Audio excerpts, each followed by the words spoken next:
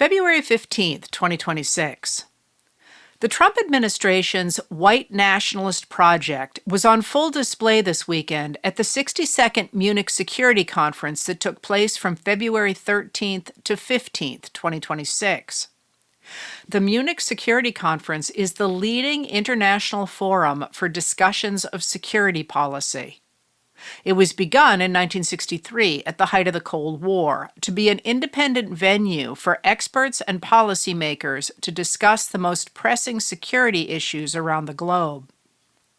While the USSR absorbed neighboring countries as satellites, the U.S. and its allies and partners embraced a theory that international relations could achieve permanent peace so long as they emphasized representative democracy, economic interdependence, and international organizations. The equality, shared norms, and costs for wars that this system built, the theory went, along with new mechanisms for negotiation, would prevent global military conflict like those the world had suffered twice in the early 20th century. Since World War II, those values have reinforced civil rights and created opportunities for women and people of color, created dramatically higher standards of living around the globe, and prevented global wars. But the collapse of the Soviet Union in 1991 changed global calculations. Rather than defending the tenets of democracy, American leaders focused on spreading capitalism into the newly accessible states, arguing that democracy and capitalism went hand in hand. At home, the end of the Cold War meant that the extremist Republicans, who hoped to destroy business regulations and slash taxes, as well as halt infrastructure projects and end civil rights protections, no longer had to work with Democrats to stand against the USSR. They focused on getting rid of those they called the American left, a term that for them included not just Democrats, but also independents and traditional Republicans in the mold of President George H.W. Bush, who believed the government had a role to play in regulating business, providing a basic social safety net, promoting infrastructure, and protecting civil rights. Extremist Republicans attacked their opponents as socialists, even as their tax cuts and deregulation were moving money dramatically upward. At least $50 trillion moved upward from the bottom 90% to the top 1% between 1975 and 2020. Republican leaders and media figures fed their audiences the story that the middle class was imploding not because of Republican policies, but because undeserving Black people, people of color, and feminist women demanded government handouts. This narrative fueled Trump's political rise. He promised to fix the economic dispossession of those the modern economy left behind by draining the swamp, restoring white men to control, and rebuilding the American middle class. Once in office, though, Trump continued Republican policies of tax cuts and deregulation, maintaining his hold over his supporters by increasing a tax on racial and gender minorities and on women.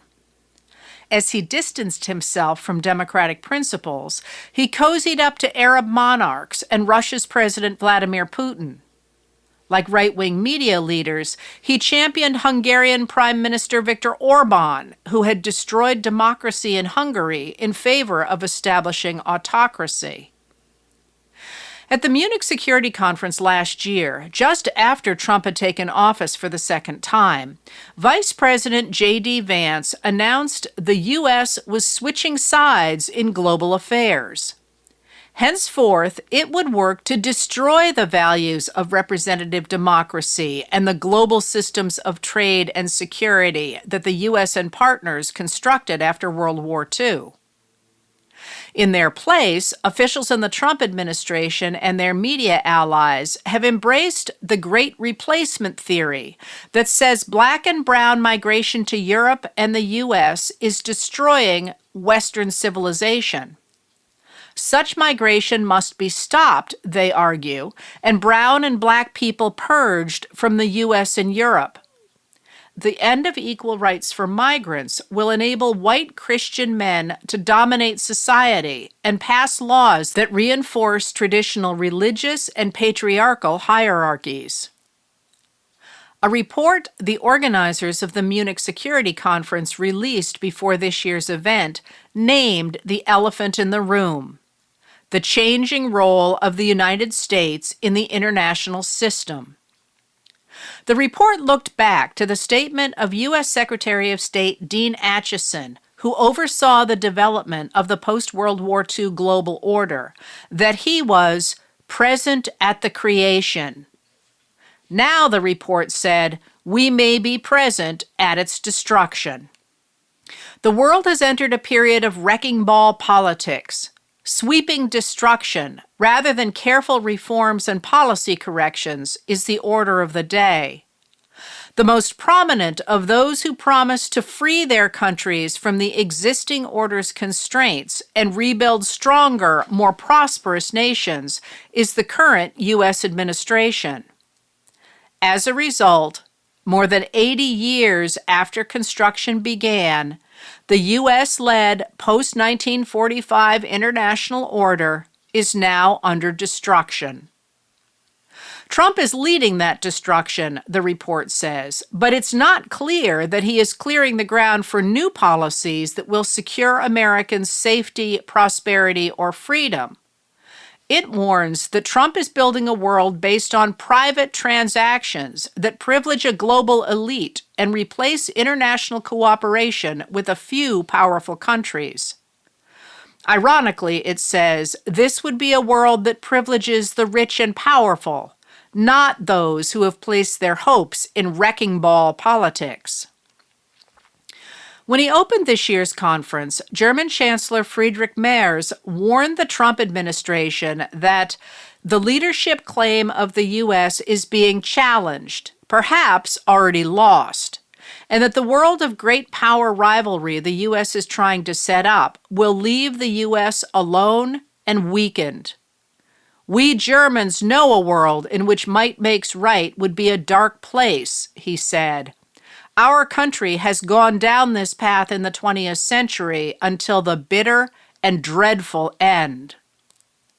The culture war of the MAGA movement is not ours, Merz said. Freedom of speech ends here with us when that speech is turned against human dignity and the Constitution. And we don't believe in tariffs and protectionism, but in free trade.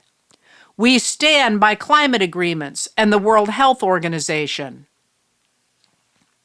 In his speech to the conference yesterday, Secretary of State Marco Rubio was less confrontational than Vance was last year, but the message was the same. He attacked all three of the pillars on which the U.S. has previously stood in foreign affairs. Global trade has ruined the U.S. economy, he said, while international institutions have undermined sovereignty, and a climate cult has imposed energy policies that are impoverishing our people. He focused, though, on mass migration, which he claimed threatens the cohesion of our societies, the continuity of our culture, and the future of our people. He called for Europe to join with the U.S. in rejecting the tenets of the post-World War II vision, claiming that we are part of one civilization, Western civilization. We are bound to one another by the deepest bonds that nations could share, forged by centuries of shared history, Christian faith, culture, heritage, language, ancestry, and the sacrifices our forefathers made together for the common civilization to which we have fallen heir. His description of that shared heritage reflected the Trump administration's fantasy past. It was all white and Christian, quite weirdly erasing the indigenous Americans who were central to the development of a peculiarly American identity in the eastern colonies of North America, and the reality that the vast majority of the American West was indigenous, Spanish, and Mexican for hundreds of years before it became part of the United States in 1848. Rubio's version of the U.S. did not include Black Americans at all. even though they were among the first inhabitants of the colonies that became the U.S., and even though he called out the Rolling Stones, who built their body of work on that of Black American blues musicians like Muddy Waters and Howlin' Wolf, as part of Western civilization. Rubio even ignored his own family's arrival in the U.S. from Cuba in 1956, rooting his own heritage not in the modern migration from Latin America to the U.S. that the administration is criminalizing, but in 18th century Spain. Entirely ignoring the threat of autocratic Russia against Europe, Rubio pushed Europe to abandon the values of democracy in favor of imperialism. He said the U.S. had no interest in being polite and orderly caretakers of the West's managed decline, and urged Europe to work with the U.S. for a return to Western dominance. From Munich, Rubio will travel to Hungary to visit with Orban, who is facing an election on April 12th, following a stop in Slovakia, whose leader is also a Trump ally. Rubio's version of history echoes that of the Nazis during World War II and ignores the strength of the real multicultural history of the United States. European leaders wanted no part of it. European Union Foreign Policy Chief Kaja Kallas rejected the ideology behind Rubio's speech.